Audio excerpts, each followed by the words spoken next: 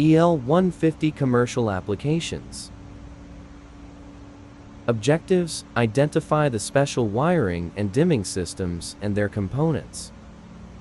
Lab equipment: 1 project board, 1 120 volts pigtail, 4 inches square metal boxes, 2 single gang ring cover, 1 round ring cover. Required tools: 1 pair of MC cutters, 1 pair of wires, strippers, 1 screwdriver set, 1 cordless screw gun, 1 pair Lyman pliers. Materials: 3 feet of 14-2 MC cable with ground, 3 feet of 14-3 MC cable with ground, 10 yellow wire nuts, 8 sheet metal or wire screw for mounting device boxes, 3-way dimmers switch set, 1 keyless light fixture, 1 light bulb. Let's start our presentation. Hey, how you doing everybody? My name is Mr. Rich. Today we're going to be going over commercial applications. We are on Unit 1, Day 1. You can reach me at my phone number here and my email. This is EL21150. So the objectives: identify special wiring and dimming systems. Lab equipment: 3 4S boxes, 2 single gang covers, and 1 round ring cover. Tools: we need MC cutters, wire strippers, screwdriver set, power drill, and Lyman pliers. The materials we're going to need: minimum 3 feet of 14-2 MC, 14-3 MC, and 10 yellow wire nuts, 8 sheet metal screws, 3-way dimmer set, and 1 luminaire. So now here we have a 3-way. This is 3-way. We have switch A and switch B, and this is our load. So we're going to go over to the bay, and we're going to see how we wired this circuit schematic over here. Now, first we're going to explain how this works. So here you have line coming in to your common. The common is your power input. This is your load, the common here on your switch B. These represent traveler wires. It's a matching game. So if you're using red wire on the bottom left terminal, that's going to go to the red wire of the bottom left terminal on your switch B. Similarly, switch A, bottom right, goes to bottom right. That's the only difference, is your commons.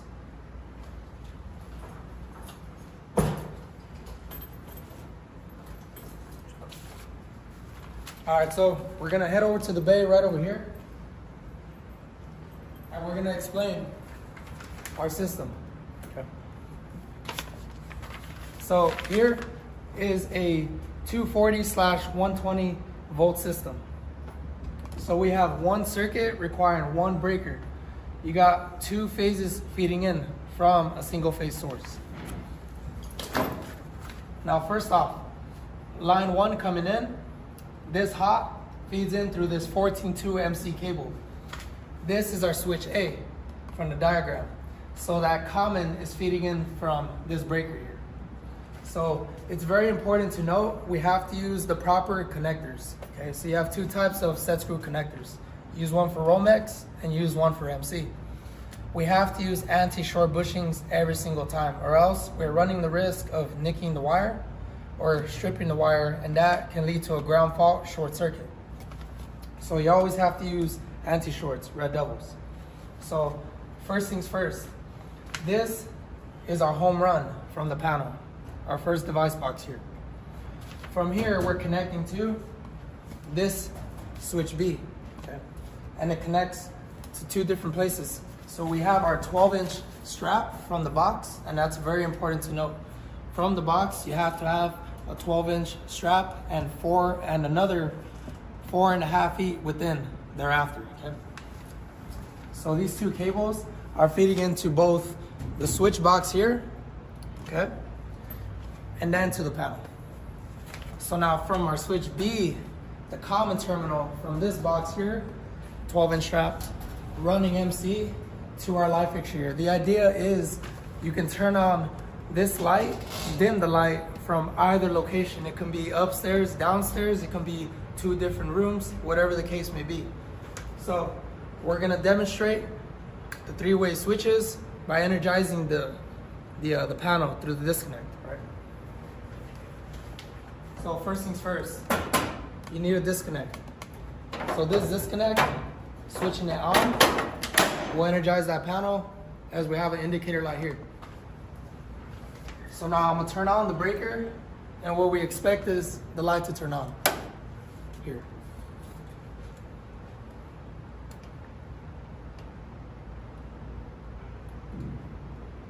There we have it.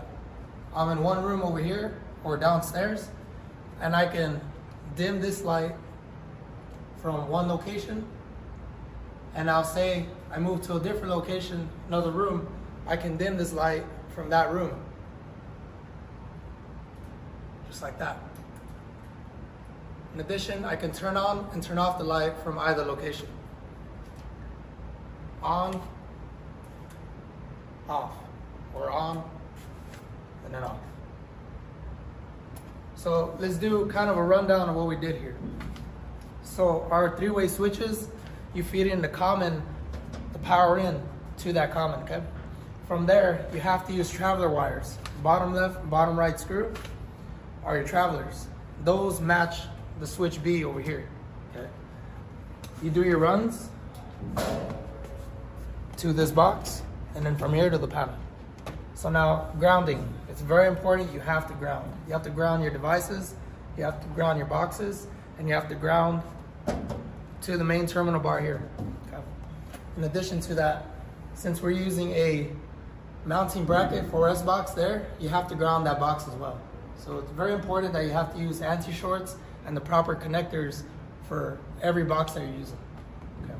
In addition to that, we have to make sure that we de-energize the panel.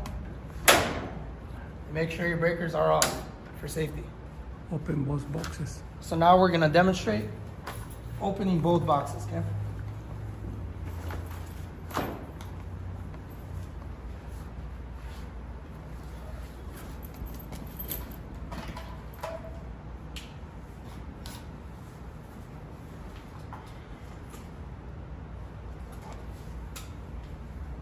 All right, now that it's off, I'm not gonna count on the disconnect, ensuring that it's live, okay? I'm always gonna have another means of measuring the voltage, because sometimes disconnects break, okay? So I'm gonna use my non-contact voltage tester. It's cold, so I'm safe to work on this panel.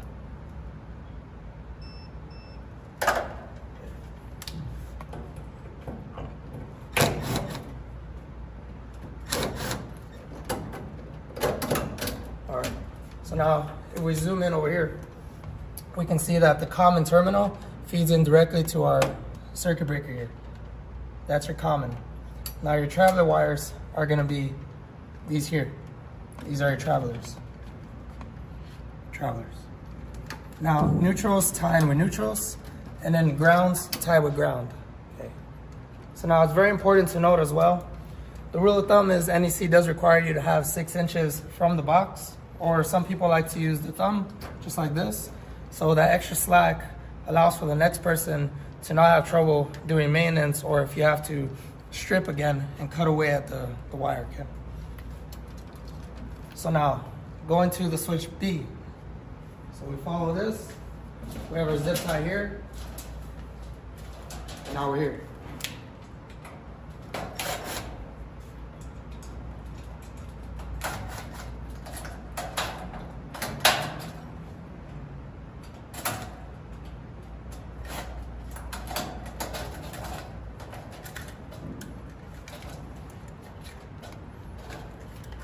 All right, so here's our second switch.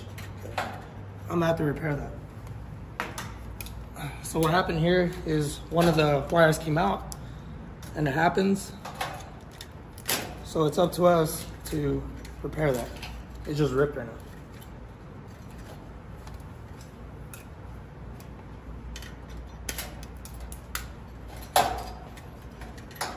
All right, so there you go. Rule of thumb, just like that. You have about at least 6 inches of wire coming out.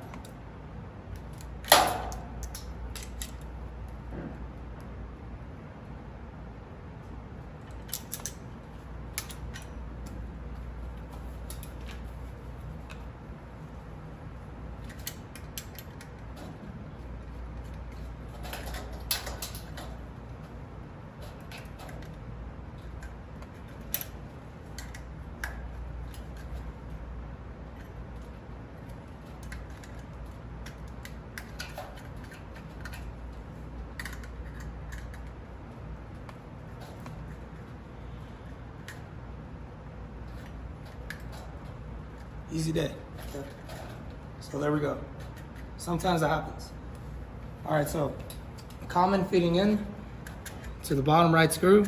The black screw, that's your common. Okay. So on your switch B, this is going to your load. That's the only key difference. So that's going to your luminaire. That's a luminaire. It's in both keyless fixture and bulb.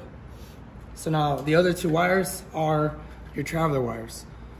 Neutrals is very important. Yeah, neutrals all tied together. However, if they're separate circuits, you have to designate those neutrals as such. So whatever circuit those neutrals are using up, those tie together. So if I had outlets to a different breaker, those neutrals have to tie together. And I cannot tie those to a different circuit breaker. Okay, it's good practice. So now grounds remains the same. You have to ground your boxes and devices. Okay. All right, so now we're gonna Talk about it too. head back to the diagram and we're gonna re-explain how the three-way switches work.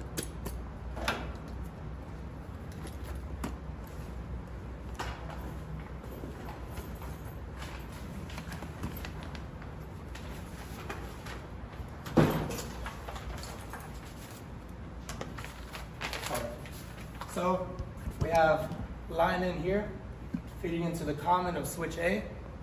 From here we have two traveler wires feeding into switch B, and then we have the common going to the load.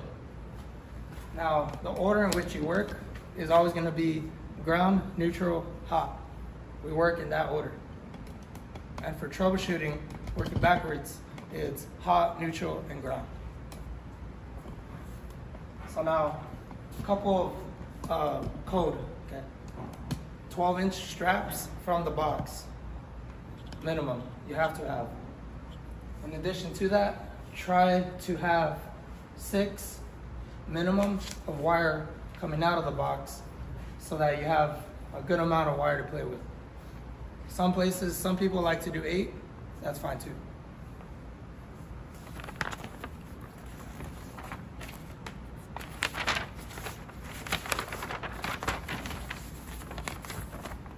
So now,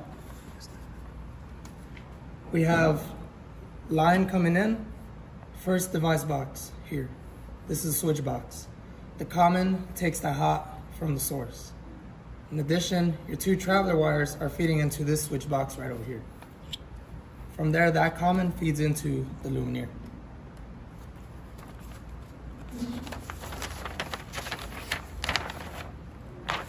So now to summarize everything. Today, we went over special wiring and dimming systems and their components. In addition to that, we have the lab equipment here.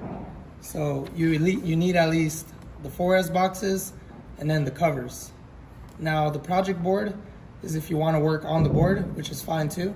But if you want to utilize bays, you can go ahead and use the bays. So you don't need these first two here. Now the required tools. MC cutters, those are very nice. However, there is a method to cut MC, and most of you, I'm confident you already know how to do that method. Now you need wire strippers, lineman pliers, power drill, and of course your flathead, Phillips, and Robertsons. Materials. Materials, 14.2, 14.3. 14.3 connects the two dimmers. 14.2 runs from the source and then to the load. Now you need wire nuts. Make sure you have those metal screws, and then you have your luminaire and your three-way switch set. All right, thanks for tuning in. That's three-way switches.